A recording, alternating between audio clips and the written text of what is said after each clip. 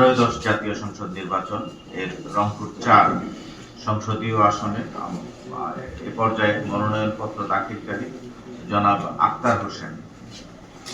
আক্তার হোসেনের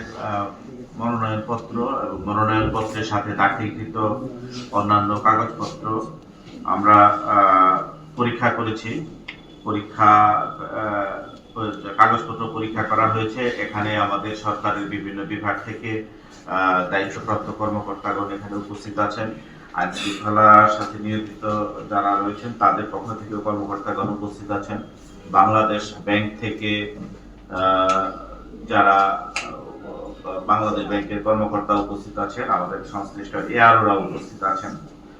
এ পর্যায়ে আমি কারো পক্ষ থেকে কোনো আপত্তি উত্থাপিত না হওয়ায় বাংলাদেশ ব্যাংকের যে সিআইবি প্রতিবেদন তাতেও কোনো বিরূপ মন্তব্য না থাকায় জনাব মোহাম্মদ আক্তার হোসেন এর মনোনয়নপত্র বৈধ বলে ঘোষণা করা।